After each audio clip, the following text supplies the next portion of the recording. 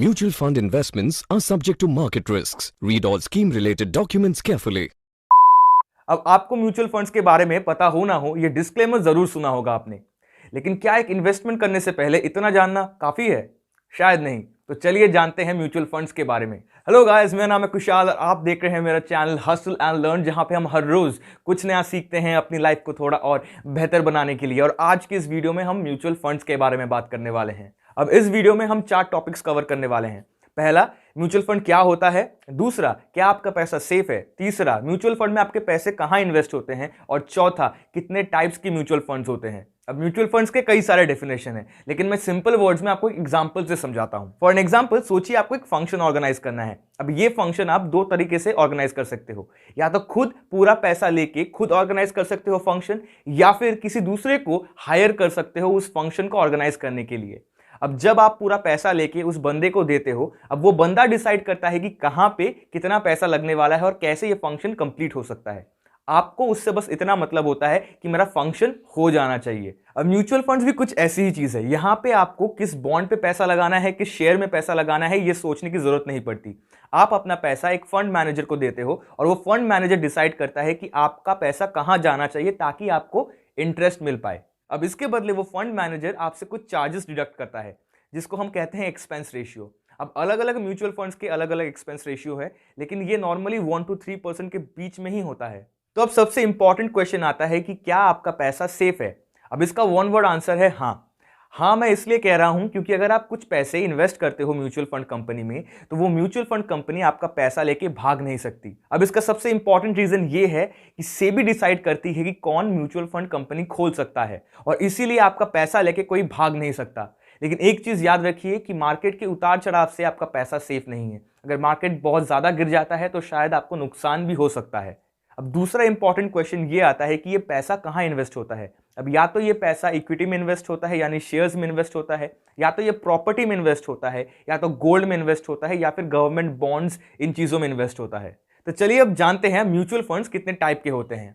अब इंडिया में कुछ सालों पहले तक म्यूचुअल फंड्स 3 टाइप के थे, गोल्ड, इक्विटी और डेप्थ।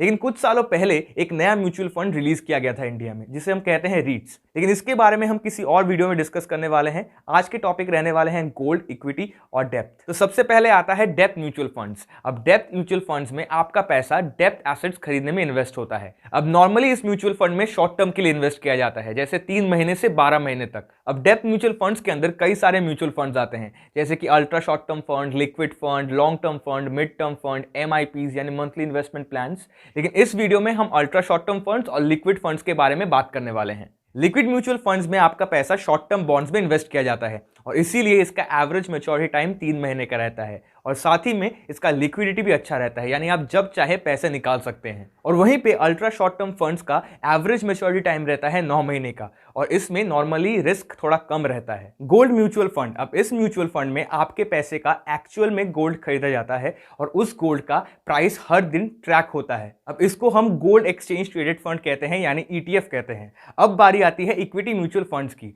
इक्विटी म्यूचुअल फंड्स में आपके पैसों से दूसरे कंपनीज के शेयर खरीदे जाते हैं, यानी स्टॉक मार्केट में पैसा लगाया जाता है। अगर मेरी मानिए तो इस म्यूचुअल फंड में लॉन्ग टर्म इन्वेस्टमेंट करने से सबसे ज्यादा फायदा आता है। अब इक्विटी म्यूचुअल फंड्स में आप कैसे इन्वेस्ट कर सकते हो, अब इसको समझने के लिए चलिए एक एग्जांपल लेते हैं। अब सोचिए आपको कहीं पे जाना है, तो वहां तक पहुंचने के लिए आप एक कैब बुक कर सकते हो। अब जो ड्राइवर वो गाड़ी लेके आएगा उस पर डिपेंड करता है कि आप कितने देर तक वहां पे पहुंचोगे, किस रूट से वहां जाओगे, वो कितने स्पीड पे गाड़ी चलाएगा। लेकिन वहीं पे अगर आप एक ट्रेन या मेट्रो या फिर बस पकड़ते हो, तो आपको पता है कितना टाइम लगने वाला है, आपको पता है कौन से रूट से आप जाने वाले हो, लेकिन आप डेस्टिनेशन भी पहुंच जाते हो। ऐसे ही आप इक्विटी म्यूचुअल फंड्स में भी इन्वेस्ट कर सकते हो। एक होता है एक्टिव फंड, एक होता है passive fund.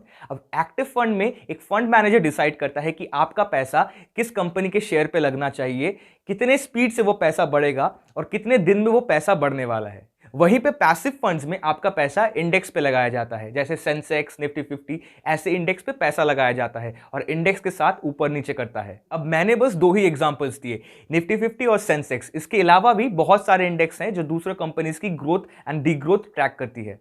Balanced mutual fund एक ऐसा म्यूचुअल फंड है जहां आपके इन्वेस्टमेंट का थोड़ा हिस्सा इक्विटी में जाता है और थोड़ा हिस्सा डेप्थ में जाता है। अब डाइवर्सिफिकेशन के लिए ये म्यूचुअल फंड काफी अच्छा है, क्योंकि इक्विटी से जहां इसको हाई रेट ऑफ इंटरेस्ट मिलता है, वहीं पे डेप्थ से इसको सेफ्टी मिलती है। सो यही था म्यूचुअल फंड्स का बेसिक्स, जिसको मैंने कम से कम समय में आपको समझाने की कोशिश की है। तो अगर आपको ये वीडियो अच्छा लगा तो लाइक कीजिएगा और अपने दोस्तों के साथ ज़रूर शेयर कीजिएगा। और हमेशा याद रखिएगा, जितना कम नॉलेज उतना ज़्यादा रिस्क, इसीलिए सीखते रहिए और सिखाते रहिए।